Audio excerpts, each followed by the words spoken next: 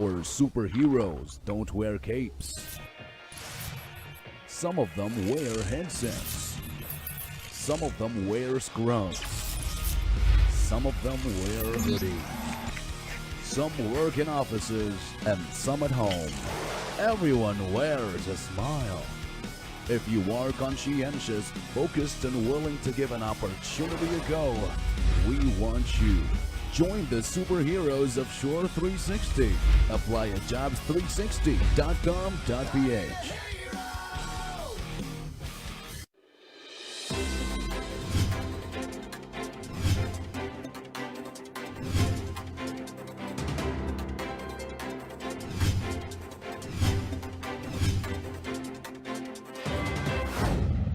Diniluhan ng mga magsasaka, Agricultural and Fishery Councils o AFCs, Municipal Agriculturists at Provincial Agriculturists ang oryentasyon tungkol sa Mandanas Gracia Supreme Court Ruling, Executive Order No. 138, BABAY ASF, Farm and Fisheries Clustering and Consolidation o F2C2 progress sa poblasyon ng Baler Aurora. Sinagawa ang nasabing oryentasyon ng Department of Agriculture Central Luzon, Regional Agriculture and Fishery Council upang maging handa ang mga magsasaka sa darating na susunod na taon. Dagdag pa rito, isinagawa ang oryentasyon para mas maliwanagan sa bagong ipapatupad na Mandanas Gracia Supreme Court Ruling na kung saan ang mga Local Government Unit o LGUs ang direktang mamamahala sa bahagi ng pondong mula sa national government upang matugunan ang mga proyektong lokal at mga programa.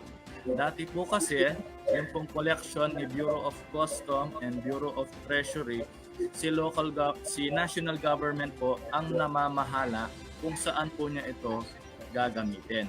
Ngayon po, dahil sa Mandanas Gracia ruling, ito pong 40% or 193.8 billion mapupunta na po ito kay LGU at si LGU na po ang magde-decide kung saan niya po gagamitin itong 193.8 billion. Sa kabila na nasabing ruling at executive order, patuloy pa rin ang kagawaran ng agrikultura ng Gitnang Luzon sa pagbibigay ng serbisyo sa mga magsasaka at mangingisda mula sa lalawigan ng Aurora, Bataan, Bulacan, Pampanga, Nueva Ecija, Tarlac at Zambales.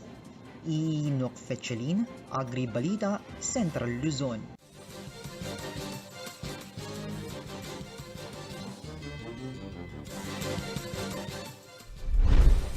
Narito na ang malalaking balitang Central Luzon ngayong araw. Kapampangan supporters ni VP Leni at Senator Kiko nakiisa sa nationwide proclamation motorcade. 362 milyong halaga ng smuggled na gulay na nasabat sa Port of Subic sinira ng BOC. Alaala ng pakikibaka laban sa operasyon ng Bataan Nuclear Power Plant sinariwa sa isang libro. At City of San Fernando flood SAR Marnie Castro pumanaw sa edad na 72.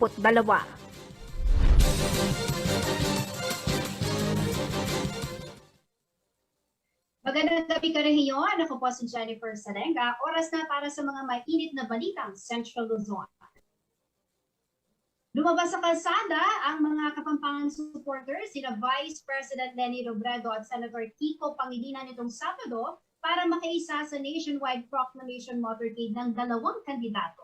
Higit 1,200 sasakyan dito sa Pampanga ang sumali sa nasabing caravan. Napuno rin ng kulay pink na ribbon ang mga posters sa mga maraming kabahayan na dinaanan po ng mga nagpaparadang sasakyan. Naging payapa at maayos naman ang naturang aktibidad matapos itong magiging pagplanuhan ng mga organizer upang maiwasan ang posibleng COVID-19 transmission. May detalye ng balita niyan si Reynald.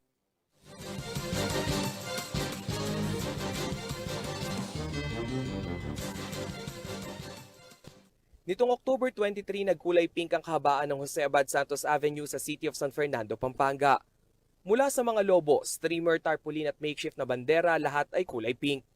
Ito ay pagpapakita ng suporta kina Presidential Aspirant VP Leni Robredo at kanyang running mate na si Senator Kiko Pangilinan. Nagsimula ang naturang motorcade sa Angeles City ganap na alas 7 ng umaga. Dito galing ang unang 500 sasakyan. Pasado alas 8:30 ay sumalubong na ang mga sasakyang galing Angeles sa nasa 700 pang sasakyan na nag-aabang sa siyudad San Fernando. Ang pink caravan na pinangunahan ng tropa o Team Robredo Pangilinan ay dumiretso patungo sa bayan ng Mexico, Santa Ana, Arayat, Magalang at bumalik ng Angeles City.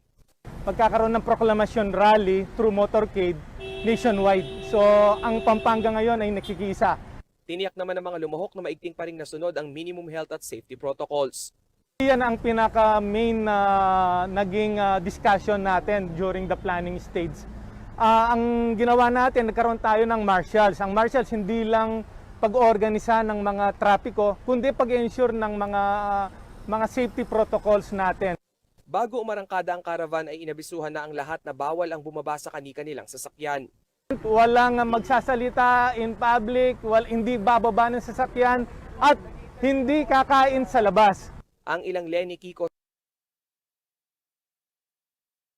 supporter sa gitnang Luzon nakibahagi rin sa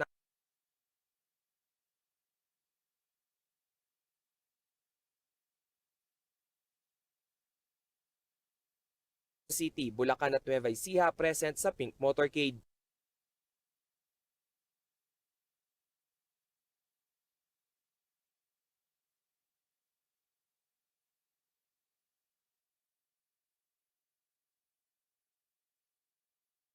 Pasasalamat sa lahat ng nakibahagi sa naturang motorcade.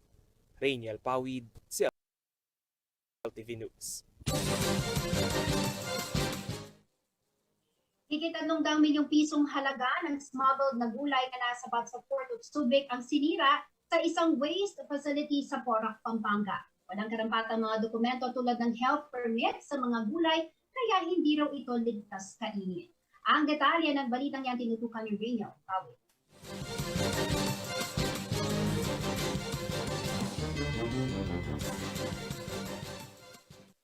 Anim na pong shipping containers ng smuggled na agri-products mula Port of Subic ang dinala sa Greenleaf Waste Facility sa Porac, Pampanga upang sirain. Iniutos ang pagsira dahil sa kawalan ng sapat na dokumento ng mga produkto, lalo na ang sanitary at health permit. Ito rin ang dahilan kung bakit hindi ito ligtas para sa konsumo ng taong bayan. Misdeclare din umano ang mga agri-product bilang frozen breads, frozen jams at yellow onions. Subalit ng siyasatin ng mga otoridad mula sa Bureau of Customs, mga sibuyas, carrots at broccoli ang laman ng mga container. Aabot sa 362 million pesos ang halaga ng mga sinirang agrikultural na produkto. The BOC Port of Subic vows to remain committed in its drive to combat smuggling and to secure the country's borders. Natukoy na nakapangalan ang mga produkto sa Zevin Consumer Goods Tradings, Duarte Mira Non-Specialized Wholesale, Gingarnion Agri-Trading at Thousand Sunny Enterprise. Ang mga nabanggit na kumpanya ay naharap sa kasong paglabag sa Customs Modernization and Tariff Act at Department of Agriculture, Circular No. 04 Series of 2016. Rainiel Pawid, CLTV News.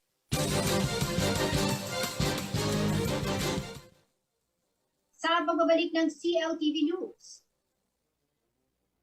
alaala ng pakikibaka laban sa operasyon ng Bataan Nuclear Power Plant, sinaliwa sa isang libro. Mabalacat City may pinakamataas na vaccination rate sa Central Luzon. Manatiling nakatutok para sa iba pang mga nangungunang balita ngayong araw.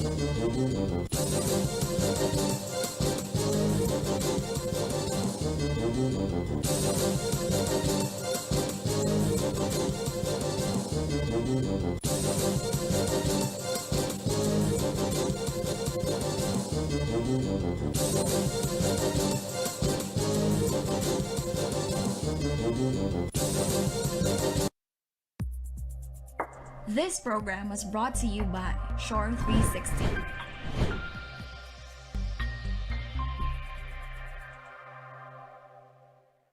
Sa haba po ng traffic sa EDSA, pabayaan ko po na umihit. Madalas po nakakaranas ako ng pananakit ng aking bewang. Ang findings po sa akin ay nagkaroon po ako ng kidney stone. Dahil sa kidney care, ang problema ko sa kidney ko solved na. Kayang-kaya ng kidney care. Ang kidney care, hindi gamot, hindi dapat gamitin panggamot sa anumang uri ng sakit.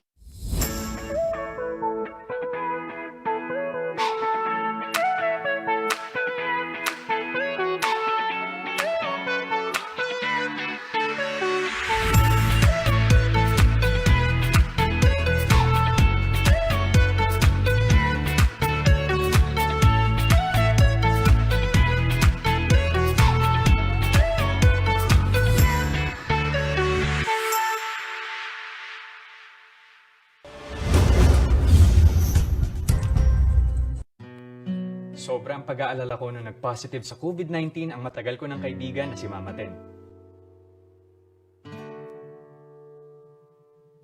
Buti na lang, gumaling siya. Kaya magpa-rest bakuna na para may extra proteksyon. Oh, ready ka na? Oo naman, rest bakuna na tayo. Ligtas at mabisa ang lahat ng COVID-19 vaccine. Kaya magpa-rest bakuna na rin kayo. Kapag may rest bakuna, may iwasan natin ang malubhang kaso ng COVID-19. Libre lang magpabakuna. Magtanong na sa inyong health center. Pinagkakatiwala ang puwersa sa lokal na pagbabalita. Kabalikat sa serbisyo publiko, kakampi ng mamamayan ng Central Luzon. Ito ang CLTV News and Current Affairs.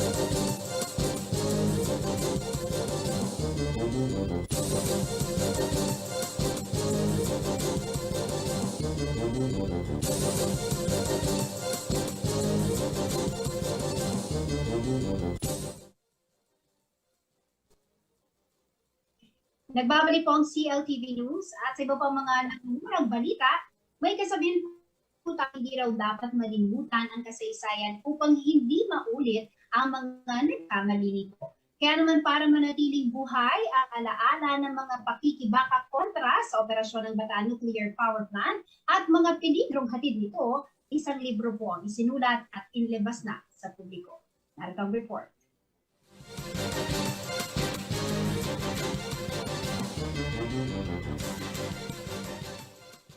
Matapos ang isang dekada, isinapubliko na ni Professor Roland Simbula ng aklat ng Nuclear Free Nation nitong Linggo, October 24. Nakasentro ang 264-page book sa makasaysayang tagumpay ng hindi pagbubukas ng Bataan Nuclear Power Plant. Inialay ang paggawa ng libro kina Nuclear Free Philippines Coalition o NFPC Founding Chair at late Senator Lorenzo Tañada, Founding Secretary General Reverend Jose Cunanan at ibang itinuturing na martyr BNPP workers gaya ni Ernesto Nazareno na dinukot at hindi na inilitaw noong 1978. Ayon kay Simbulan, magandang basahin ang libro upang mabalikan ng mga Pilipino kung paano pinigil ang dapat sanay operasyon ng kauna-unahang nuclear power plant sa bansa. Kaya maganda na na-document natin yon para maipasa natin sa kasalukuyang henerasyon. Makikita rin sa libro ang pagtuligsa at pagtutol ng iba't ibang grupo sa BNPP loans na may interes na $355,000 kada araw. Maging ang pagpigil ng NFPC activists sa paggamit ng nuclear weapon sa bansa na siyang ugat ng pagsasara ng US military camps noong 1991 ay nakalathala rin sa libro. Batay sa personal na salaysay ni former NFPC board member at CLTV President at General Manager Sonia Soto, tila nagbuklod ang mga Pilipino noong panahong nais buksan ang BNPP. Isa lamang umano ang naging sigaw ng taong bayan, ang hindi pagbubukas ng peligrosong power plant. Hanggang sa humantong ang protesta sa Welgang Bayan kung saan nakasama din ako. Marami pang ibang sumunod na mass actions, fora at iba pa matapos yon hanggang sa tuluyan ng na-mothball ang BNPP. Mariing paalala ng US-based Filipino chemist na si Dr. Jorge Emanuel, malaki ang peligrosong hatid ng nuclear power plant sa kalikasan at kaligtasan ng tao. Sa oras na magkaroon ng aberya, tiyak na maraming buhay at ari-arian ang mapipinsala. It doesn't make any sense to me at all, no? Except I'm wondering if the people, whether it's Korea or some other country, are trying to sell them an idea so that they'll make a lot of money at the risk, at the great risk of our people. No, to me, as a scientist and an engineer, I have to say it doesn't make sense from a standpoint of safety when even the most highly trained, technically skilled people in Japan or the United States still did not escape the problem of having an accident. When the issue of waste disposal has not yet been solved. Dagdag pa ng eksperto, maraming alternatibong mapagkukuhanan ng ligtas na enerhiya. The sun is free for us, the wind is free for us, but uranium is not. We will have to import uranium. So we'll continue to be dependent. And since I cannot think of any engineering structure that will last for tens of thousands of years in a highly seismic country like the Philippines. 1970 nang matayo ang Bataan Nuclear Power Plant sa ilalim ng administrasyon ni dating Pangulo at diktador na si Ferdinand Marcos Sr. Subalit hindi ito nagamit dahil na rin sa banta ng Mount Natib na isang aktibong bulkan. Gumastos ng $2.3 billion ang Pilipinas sa naturang 621 megawatt project. Mas lalong lumabo ang pagsisimula ng operasyon nito dahil sa Chernobyl disaster at pagtatapos ng diktaturyang Marcos.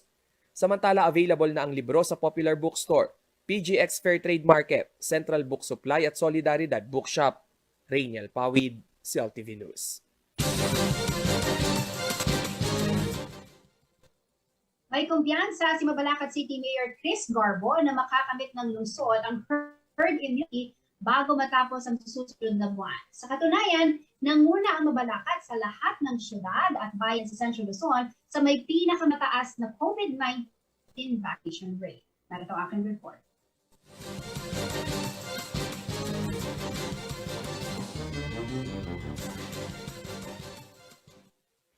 Nangunang Mabalacat City sa Pampanga sa may pinakamataas na COVID-19 vaccination rate sa lahat ng lungsod at bayan sa Central Luzon.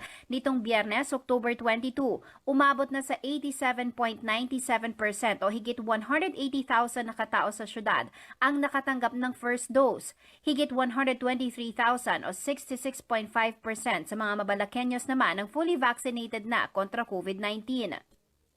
Target namang mabakunahan pa ang halos 75,000 na katao para makamit ng lungsod ang herd immunity. Inilabas ang datos na ito matapos ang presentation ni National Task Force Against COVID-19 Deputy Chief Implementer and Testing SARS Secretary Vince Dizon kaugnay sa nationwide vaccination data via Zoom, kasama ang mga mayor at governor sa bansa. Inihayag ni Mabalacat City Mayor Crisostomo Garbo na positibo siyang makakamit ang herd immunity sa syudad sa kalagitnaan ng Nobyembre. Sinabi rin ni Garbo na magbibigay ang national government ng mga bakuna upang mapabilis pa ang vaccination program sa kanilang lugar. Resulta raw ito ng pinagsama-samang pagsisikap ng LGU ng syudad, COVID-19 Response Integrated System o CRIS program, City Council, frontliners, barangay officials at mamamayan ng Mabalacat upang masigurong nasusunod ang guidelines na inilatag ng city government para mapabilis ang programa sa pagbabakuna. At dahil nalaman ng national government ang epektibong vaccination program sa Mabalacat, nangako raw sila na magsusupply pa ng karagdagang bakuna para sa syudad. Nasa downtrend o pababa na raw ang daily COVID-19 cases sa lugar dahil sa mabilis na pagbabakuna. As of October 24, Linggo, 65 ang aktibong kaso ng COVID-19 ang naitala sa Mabalacat. Higit 6,800 naman ang mga gumaling na, habang 217 ang nasawi. Jennifer Salenga, CLTV News. Sa pagbabalik ng CLTV News, vintage collection na isang Kapampangan frontliner naging susi raw sa pagbibigay pag-asa ngayong pandemya. Libreng operasyon sa katarata handog ni Mayor Pogi Lazatin at Congressman John Lazatin. Manatiling nakatutok at magbabalik ng CLTV News.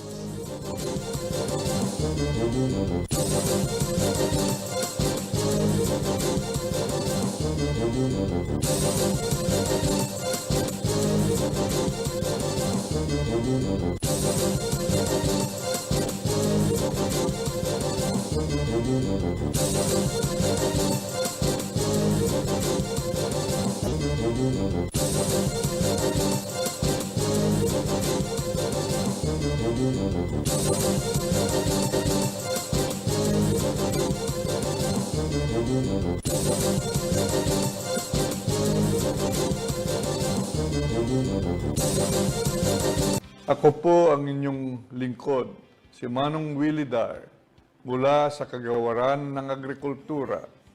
Akin po kayong inaanyayahan na tumutok sa Agri-Balita, Central Luzon, dito sa CLTV 36 upang maging updated sa mga balitang magsasaka at mangingisda.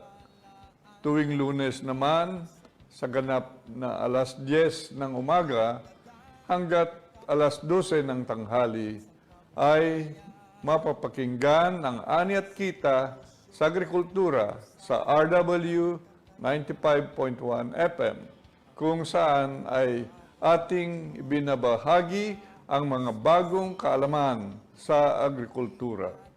Patuloy na makilahok sa mga programa ng Kagawaran ng Agrikultura upang ating makamit ang masaganang ani at mataas na kita para sa lahat.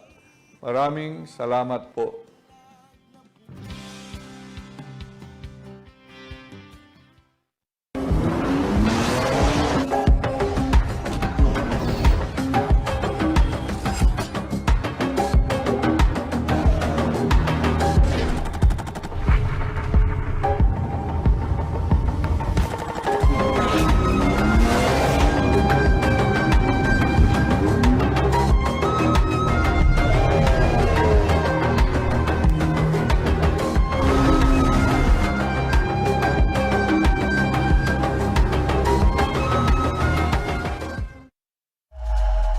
Our superheroes don't wear capes.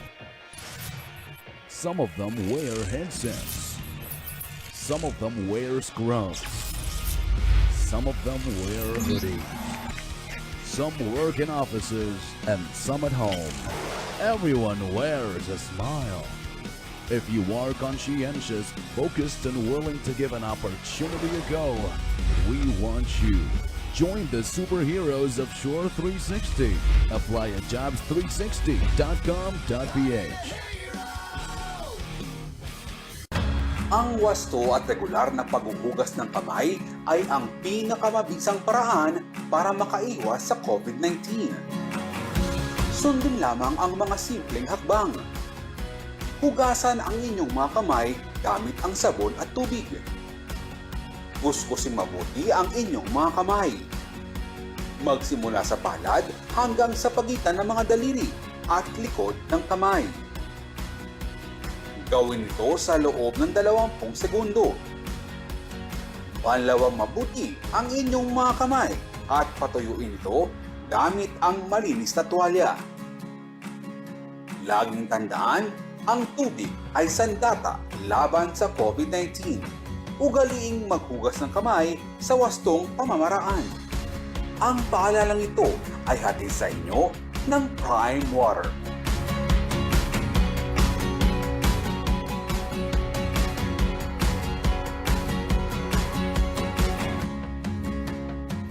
Narito ang mga COVID-19 hotlines ng Central Luzon.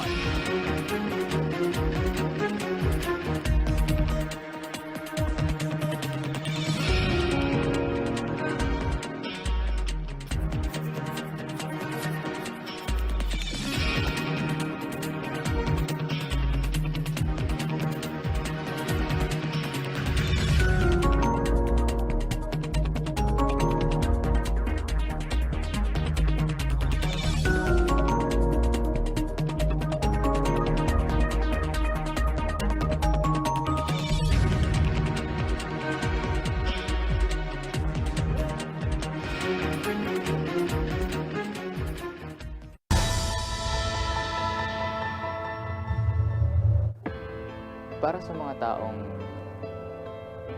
kusang nilet go, yung kapangyarihan nila para bumoto, hindi kasi nila nare-realize na para sa kanila, parang hindi makapangyarihan yung isang count, yung isang boto.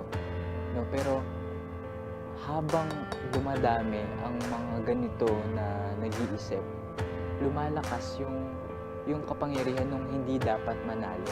Kasi hindi naboboto yung dapat manalo. Hindi naboboto yung tama at yung totoong may malasakit, yung totoong may kakayahan at yung totoong maaasahan.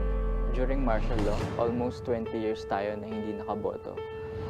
Maraming mga buhay at kaginhawahan, kaligtasan ang nasakripisyo para lang maibalik sa atin yung demokrasya. Voting is one of the simplest way on how to exercise democracy.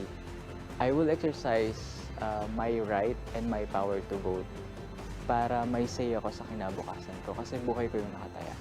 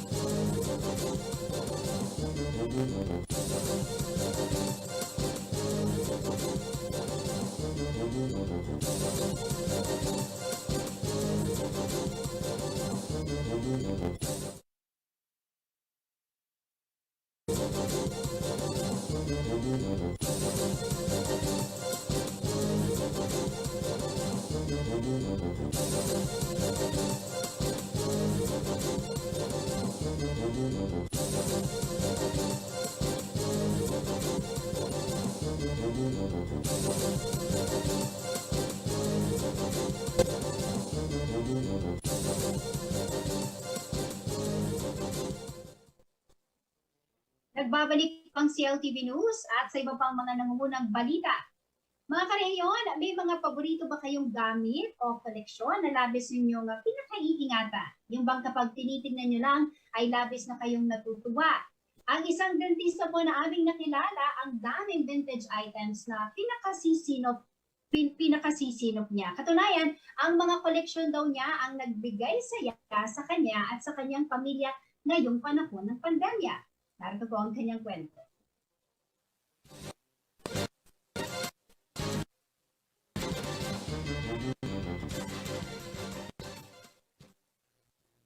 Mga lumang bisikleta na mahigit 90 years old. Malimit ng makikita at violin na mahigit 300 taon na ang tanda. Ang lahat ng yan, pagmamay-ari at nai-preserve na isang Kapampangan dentist na si Dr. Peter Salazar. Mga isa kahana ni Dr. Salazar. Papala lang siya, mahilig na siya sa mga lumang bagay. Hindi raw kasi ito bago sa kanyang paningin dahil maraming antik na mga bagay sa kanilang bahay noon. Maaga rin daw niyang sinimula ng pangongolekta ng vintage items at ang kanyang unang koleksyon ay ang 1930s na BMX bike. May na-acquire ako, grade 6 ako, isang bike isang BMX bike na lumari siya pero na-restore namin with the help of my father. Nanggaling din ito sa pinsan niya na parang yung kamukha siya nung ginamit sa pelikula E.T. na bicycle. Yun ang ni-restore namin. That was grade 6 pa ako. No? Ang pinakamatanda naman sa kanyang vintage collection ay ang 1715 na violin na minana pa niya sa kanyang mga ninuno. Isa raw ito sa kanyang pinaka-iniingatang koleksyon dahil sa sentimental value nito sa kanilang pamilya. Tulad ng kanyang lolo na nagmamay-ari nito, nag-aral daw ng violin si Dr. Salazar upang patuloy na magamit ang instrumento. Iba raw ang saya na naidudulot ng pangongolekta ng mga lumang bagay kay Salazar. Ang kanyang interest ay mga bisikleta, violin at Volkswagen.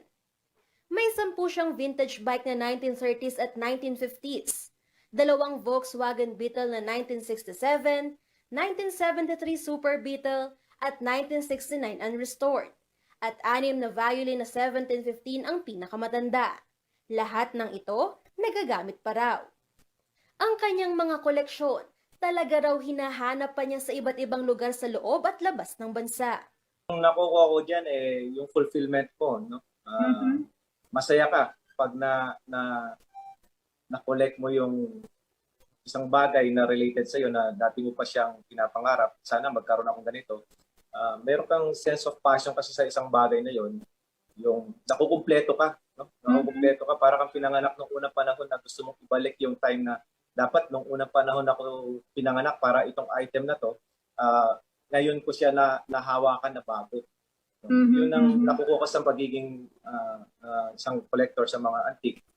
Luma man sa paningin ng iba, pero hindi matatawaran ng halaga ng vintage items. Sa katunayan, hindi raw biro ang presyo ng mga ito. Mahal siya kasi you are preserving the history. Pinipreserve yung history for the next generation. Yes. Para yung ating sunod na generasyon, makikita nila, uy, ganito pala yung itsura ng 1967 Volkswagen Beetle. So, uy, ganito pala ang 1800s violin. No? You're preserving the history. At the same time, meron siyang connection sa mga collectors. Kanya nagpapamahal siya. Ang mga koleksyon na ito, mas naging makabuluhan pa raw kay Dr. Salazar nang magsimula ang pandemya. Siya man ay pansamantalang natigil sa paghahanap buhay bilang dentista dahil na rin sa banta ng COVID-19. Sa mga panahon na ito, malaki raw ang naitulong ng kanyang vintage collection upang labanan ang lungkot na dala ng pandemya. Sila yung parang nililinis ko sila everyday, no? Tinitingnan mo sila, na-enjoy mo sila. Parang nagkaroon pa ako ng maraming time to enjoy my collections. No? Haharap ako sa isang tabi, nandito yung violin ko, i-play ko siya sa maghapon. Minsan maghapon, yung Volkswagen Beetle lang kinakalikot ko or something na ginagawa ko, yung bicycle. So, parang na-maximize ko yung time instead of thinking na magiging negative yung thinking mo na bakit ganito yung sitwasyon. So, parang naging okay naman dahil yun sila yung nawala yung stress ko din. Sa likod ng bawat koleksyon ay kwento na may koneksyon sa kolektor. Ngayong panahon ng pandemya, tulad ni Salazar, maghanap raw ng bagay na mapagkakaabalahan at dito ibaling ang atensyon. Tulad ng pangangalaga sa ating katawan, huwag din kaligtaan ang pangangalaga sa ating pangkalusugang kaisipan. Angelica Cara, CLTV News. Sisimula na ngayong buwan ng Oktubre ang libreng cataract operation para sa mga Angelenos, lalo na sa mga senior citizen. Ang programa ay isang joint project ni Angeles City Mayor Carmelo Pogi Lasatin Jr. at the First District Representative Carmelo John Lasatin. Narito po ang report.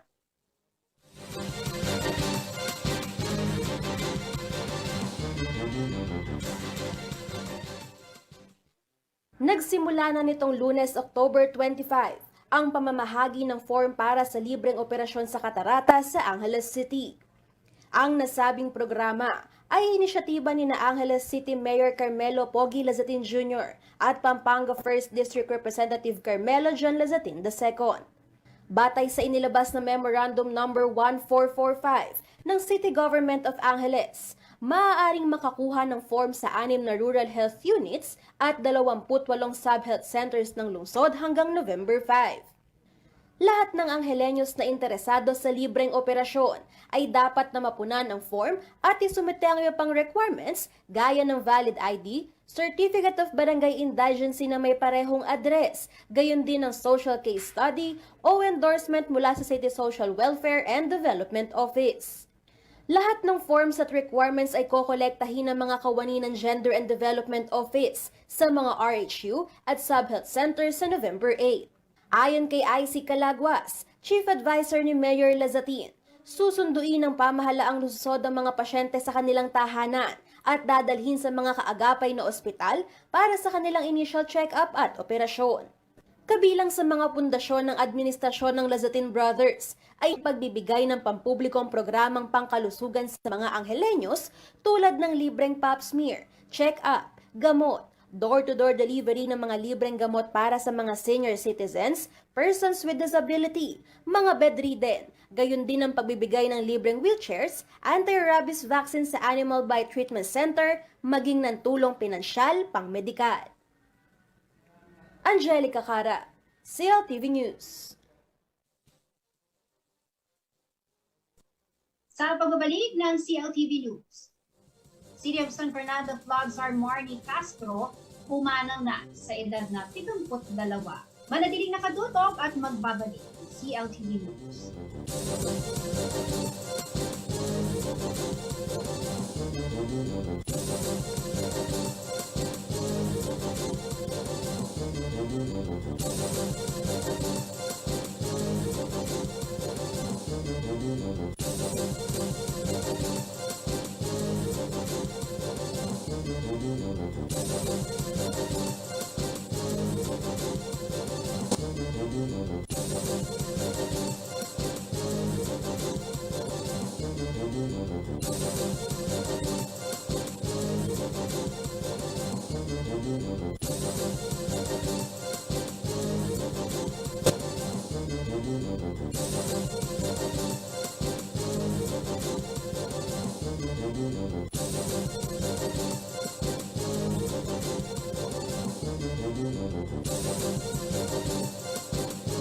Reliable auto service brought closer to you at the Clark Freeport Zone. Laos Auto Services, your professional multi-brand service center, is right in your midst. It offers general jobs for repair and maintenance, body paint and detailing, collision repair and body works. Laos Auto Services at Clark Freeport is backed up by highly trained technicians, specialists in auto paint, detailing, body works and collision repair.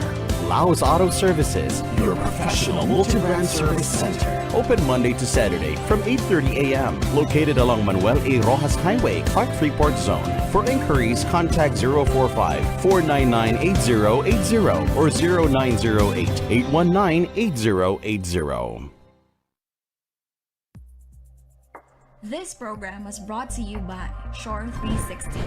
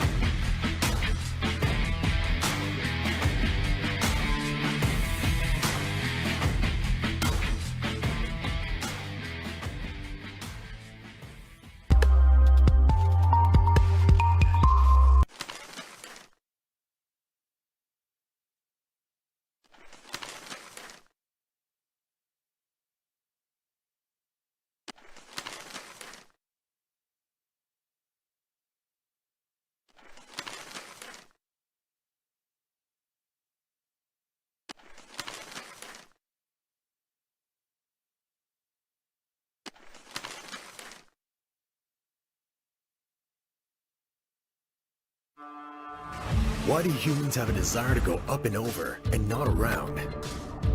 For some, it's not just about going against the tide, but also being over their doubts about the world and knowing that they can make it better. Truth is, we go up and over what's ahead of us so we can overcome the biggest obstacle, ourselves. New Ford Ranger FX4 Max. Live the Ranger life.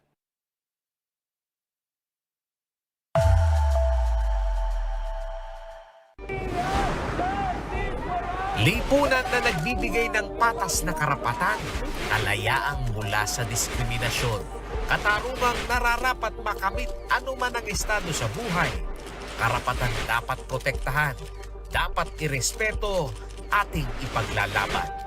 Dahil ang karapatang pantao ay dapat para sa lahat. Hatid sa inyo ng Task Force Detainees of the Philippines. Dapat all. Human Rights for All. Sabado, alas 4 ng hapon, dito lamang sa CLTV.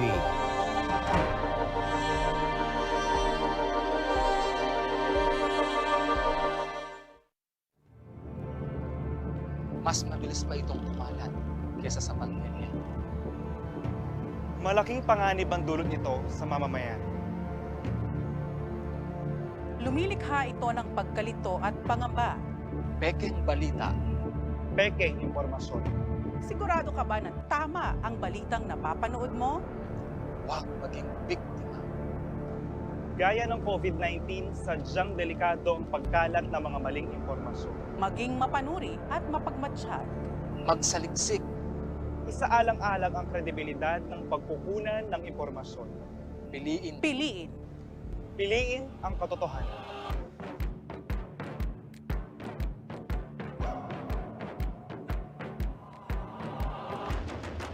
Mga karehiyon, sa darating na halalan 2022, ang kinabukasan ng ating bansa ay nakasalalay sa kamay ng bawat isa. Kaya bumoto ng tama. Ang isang botante ay maaaring bumoto ng isang presidente at isang vice-presidente. Maaari kayong mamili ng 12 kandidato para sa senador, tig-isa naman para sa district representative at party list representative. Sila ang bubuo sa House of Representatives na magkakaroon ng hanggang 250 members. Sa lokal na pamahalaan naman, kayo ay maghahalal ng gobernador, vice-gobernador, mayor, at vice mayor, mga provincial board members, at mga city at municipal councilors. Bagamat tayo ay nasa kalagitnaan ng pandemya, ang iyong boto ay mahalaga. Nasa masusing pagpili ang ikaangat at ikasasadla ng isang pamayanan. Bumoto ng tama dahil buhay natin ang nakataya. Ang paalalang ito ay hatid sa inyo ng CLTV.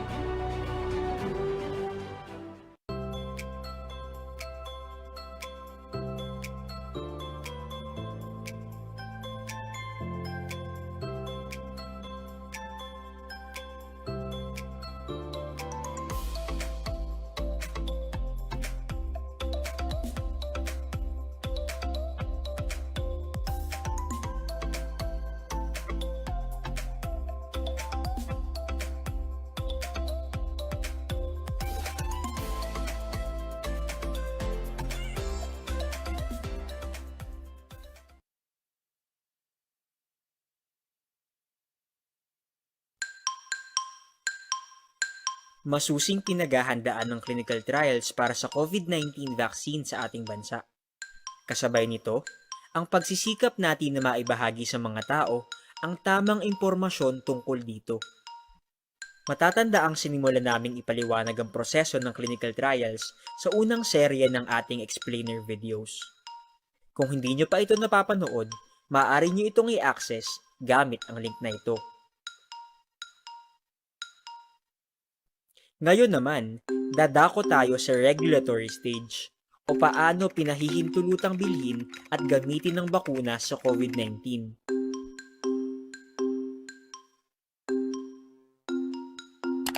Sa panahon na may pandemya at walang aprobadong bakuna o gamot para sa isang sakit gaya ng COVID-19, ang isang bakuna na nasa phase 3 clinical trial na kinakitaan ng magandang datos batay sa di bababa sa kalahati ng itinakdang bilang ng kalahok o tinatawag na interim data ay ang mga bakunang maaaring mag-apply ng Emergency Use Authorization o EUA.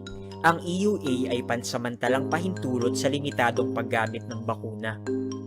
Ang paggamit nito ay may sinusunod na pamantayang itinalaga ng Food and Drug Administration or FDA.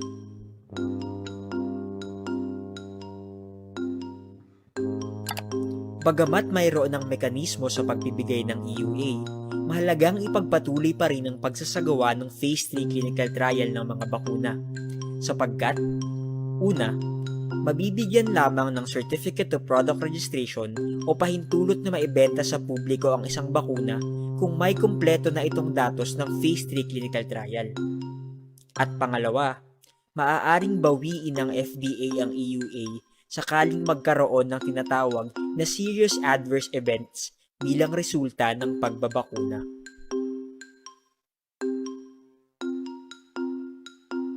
Mahalagang tandaan na sa pagbibigay ng CPR o Certificate of Product Registration, sinusuri ng FDA ang kabuuang datos ng Phase 3 clinical trial base sa disenyo ng clinical research.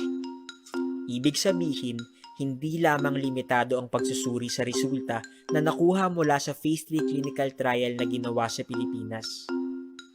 Sakaling may trial size din sa ibang bansa.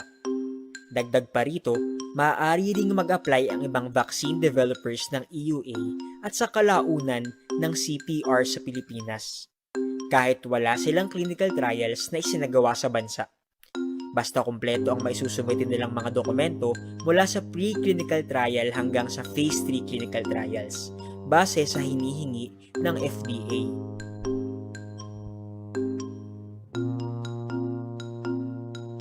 Ang FDA lamang ang may kakayahang magbigay ng EUA at CPR sa bakuna. Matapos nitong suriin ang mga resulta ng clinical trials upang siguruhin na ang bakuna ay ligtas at epektibo ayon sa nararapat na scientific standards. Patuloy tayong maging maalam at mapagmatsyag. Abangan ng iba pa naming updates tungkol sa COVID-19 vaccine trials sa official channels ng Department of Health at Department of Science and Technology. Res Bakuna, kasangga ng bida. Sama-sama tayo sa Bida Vaccination.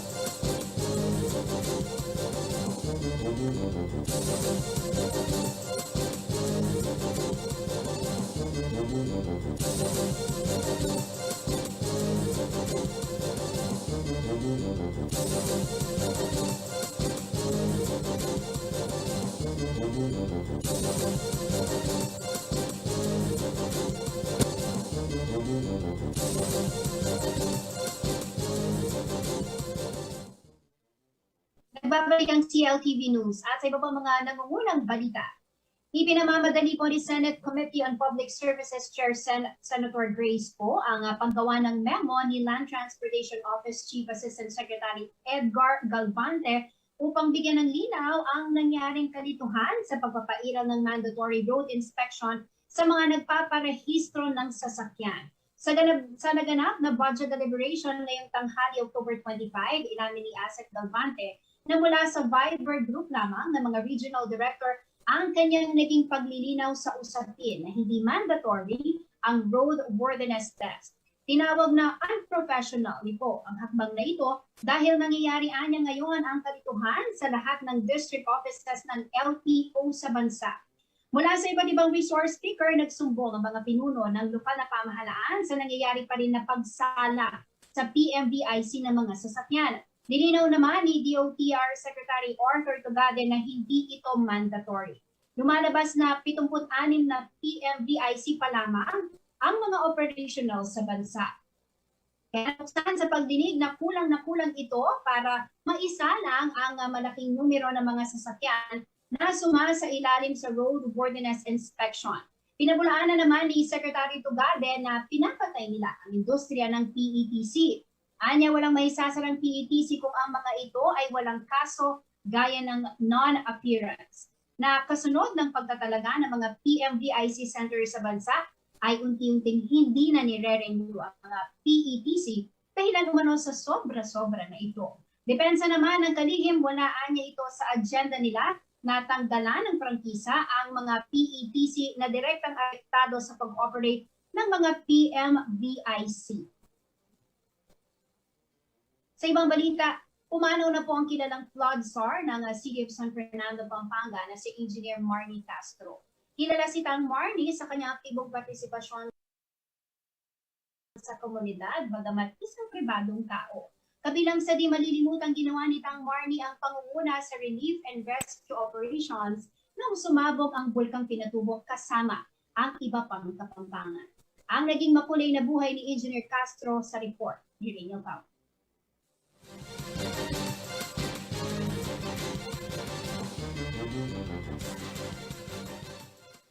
Nitong October 24 ay pumanaw na sa edad na 62 si City of San Fernando flood czar Marnie Castro. Sa nakalipas na dekada, si Engineer Marnie ang naging punong abala sa pagsiyasat ng mga kanal at waterway sa syudad, lalo na tuwing panahon ng bagyo at kalamidad.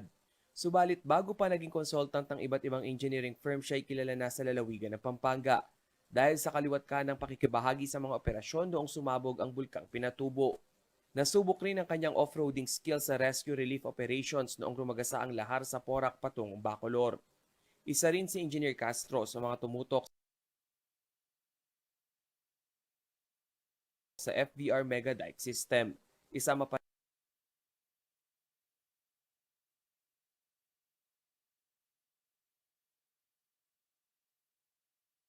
area ng San Fernando Santo Tomas Minalin Tail Dike.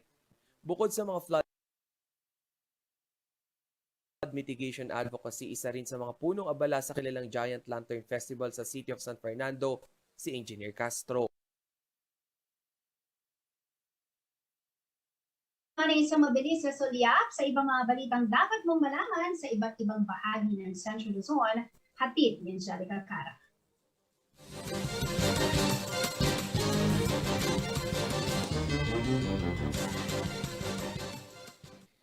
Binuksan ng Department of Trade and Industry o DTI Bataan ang nasa 939,500 pesos na halaga na Shared Service Facility o SSF sa coffee processing sa Orion. Sumatotal sa 8 equipment ang na-turnover sa Bilolo Upland Farmers Association Incorporated. Kasama dito ang isang coffee bean roaster at cooling machine, isang dehulling machine, grinding machine, horizontal and vertical band sealer, 2 working tables, isang digital weighing scale, at multi-commodity solar tunnel dryer. Ayon kay DTI Provincial Director Nelin Cabahug, makakatulong ang mga kagamitan na ito upang mas mapabilis ang produksyon at mapaganda ang kalidad ng mga produkto gaya ng coffee processing. Sinamahan din ng skills training at seminar on costing and pricing para sa mga Bufay members. Sa iba pang balita, nakikipag-ugnayan na ang TESDA Nueva Ecija sa mga lokal na pamahalaan ng Llanera at ng Bungabon upang makapagpatayo na ng training center.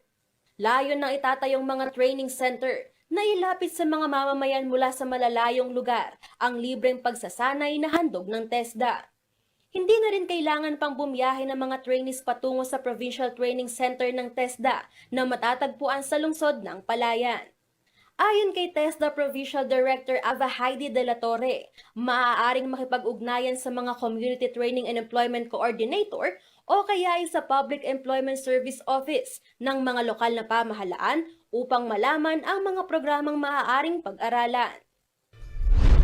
Samantala, nasa 1,500 na estudyante, faculty, magulang at local government officials ang nakilahok sa virtual public consultation ng Central Luzon State University o CLSU sa paghahanda sa posibleng implementasyon ng face-to-face classes sa susunod na taon. Ayon kay College of Engineering and Limited Face-to-Face Committee Chair Theody Saico, ang plano na ito ay nakasunod sa Memorandum Circular No. 2021-001 ng Department of Health at Commission on Higher Education o CHED sa mga guidelines para sa gradual reopening of higher education institutions ngayong panahon ng pandemya. Ang mga selected programs tulad ng Bachelor of Science in Agricultural Biosystems Engineering, Bachelor of Science in Civil Engineering, and Bachelor of Science in Information Technology, Bachelor of Science in Hotel and Restaurant Management, Bachelor of Science in Tourism Management ang mga kurso na kasali sa face-to-face dahil nangangailangan ito ng Laboratory for Skills Enhancement. Kinakailangang sundin ng CLSU ang minimum health protocols at officially enrolled ang mga mag-aaral sa senior and junior students na 20 years old pataas at fully vaccinated upang magkaroon ng accreditation na magiging valid sa 2 semestre. Hindi naman umano mandatory ang face-to-face classes at maaaring mamili ang mga estudyante. Angelica Cara, CLTV News. Alamin naman natin ang magiging lagay ng panahon bukas mula po kay Ginoong Manny Esguera, ang Chief Weather Forecaster ng Pag-asa Floor.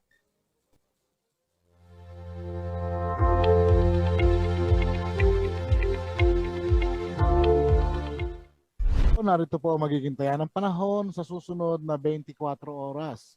Intertropical Convergence Zone po ang nakakaapekto dito sa may parte ng Southern Luzon, Visayas at Mindanao.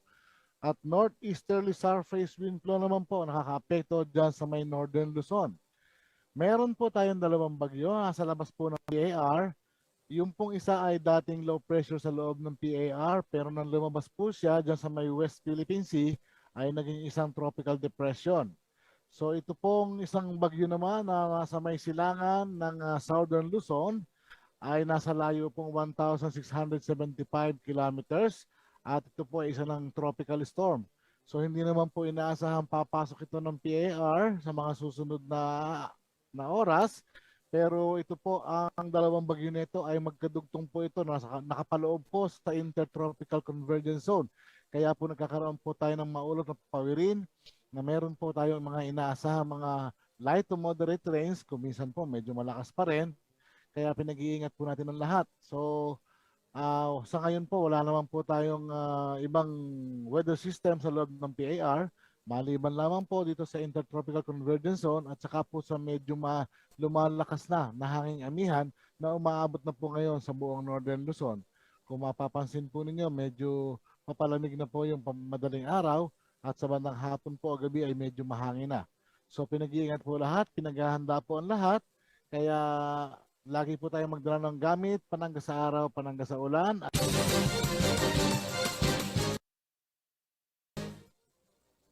At yan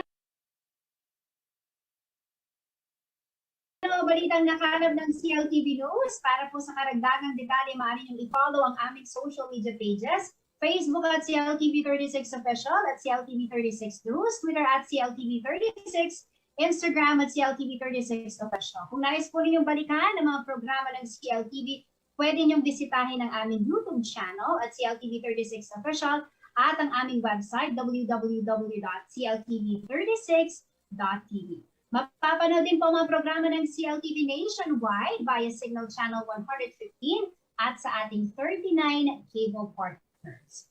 Kasama po ang buong pwersa ng CLTV News and Current Affairs. Ako po si Jennifer Salenga. Maraming salamat.